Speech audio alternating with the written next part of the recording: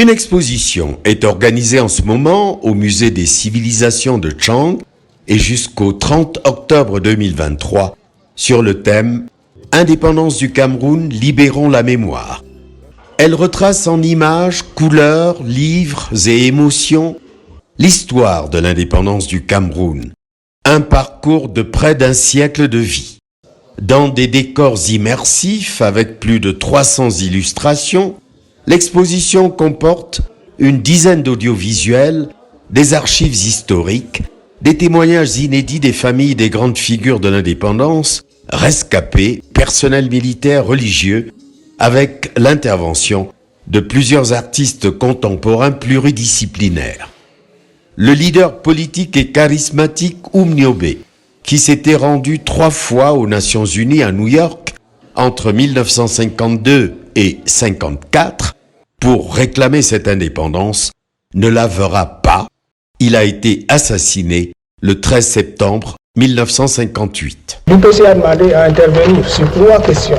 La réunification immédiate du Cameroun, la constitution d'un conseil de gouvernement et d'une assemblée avec des pouvoirs législatifs.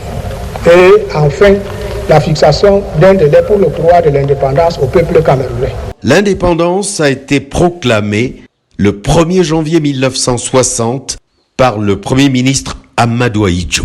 C'était un vendredi. Le Cameroun est libre et indépendant.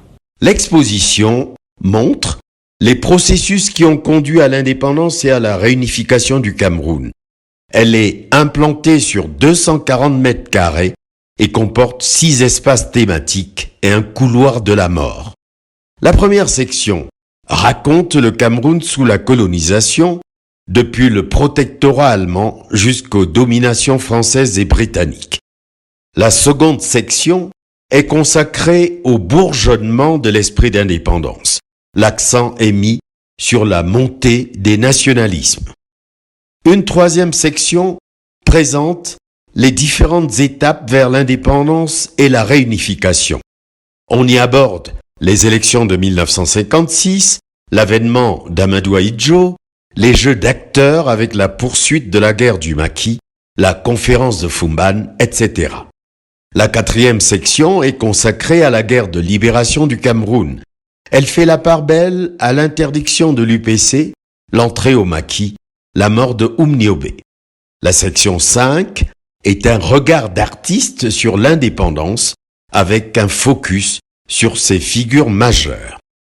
L'exposition fait aussi un zoom sur le couloir de la mort qui montre sans filtre l'extrême violence liée à cette guerre.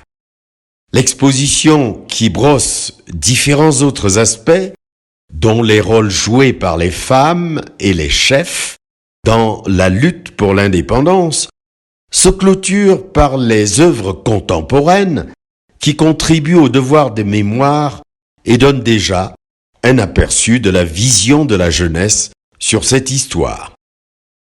La Route des Chefferies et l'association Pays de la Loire Cameroun, qui ont conçu cette exposition, la considèrent comme une étape importante dans une aventure scientifique, historique et mémorielle consistant à offrir une meilleure connaissance d'une histoire riche et douloureuse. Depuis une dizaine d'années, au sein de la Route des Chefferies, nous travaillons sur des questions mémorielles. Ce travail que nous menons sur les questions mémorielles porte touche plusieurs thèmes. Il y a la thématique de l'esclavage de la traite négrière, travail que nous avons mené déjà et qui a abouti à la restauration de sites historiques tels que à l'ancien marché d'esclaves à Bangou, interprété par des artistes. On vous invitera pour que vous visitez ce site-là, c'est tout récent, mais aussi le musée de la chefferie Bamendjida qui porte sur art, tradition et esclavage. Tout simplement parce qu'on constate que notre histoire, nous ne la connaissons pas, nous la connaissons très mal, que ce soit l'histoire locale et même l'histoire nationale. Indépendance du Cameroun, ça rentre dans cette démarche de devoir de mémoire, de libérer la mémoire, pour libérer cette mémoire qui pose problème pour une meilleure connaissance de son histoire. Vous savez que l'indépendance du Cameroun a été pas évidente. C'est une indépendance qui a connu des périodes douloureuses. Et c'est une indépendance aussi qui est très mal racontée. Pas par les historiens font un travail formidable, mais on s'aperçoit que quand il faut le rendre public, il y a souvent une histoire propagande, une histoire qui ne reflète pas la réalité. Et pour nous, c'est important de faire ce travail de reconnexion, pas simplement de la jeunesse, mais parce que en discutant, en menant des enquêtes, en lisant ce que les historiens, le travail que nous avons mené avec les historiens, on constatait qu'il y avait des zones d'ombre ou des parties de cette histoire occultées volontairement pour certains membres de notre famille, parce que c'était des moments difficiles. Donc voilà une des raisons pourquoi on fait ce travail. Qui est dans la continuité d'ailleurs de ce que le président de la République, le chef de l'État préconise. Il y a des grandes figures, mais les grandes figures, c'est pas simplement du côté des nationalistes, c'est aussi du côté de ceux qui ont contribué, qui ont apporté leur pierre, que ce soit dans le domaine de la science, le domaine de la religion. On a des religieux qui ont apporté une bonne contribution, une forte contribution, afin que notre indépendance se déroule parfaitement. On a aussi une très mauvaise connaissance de comment ça s'est passé dans la zone anglophone. Comment est-ce qu'ils étaient organisés. C'est pourquoi on a fait un travail avec des historiens de l'université de Bamenda, aussi de Boya, pour avoir un autre regard, un regard souvent différent, mais qui au final on constate qu'il est complémentaire.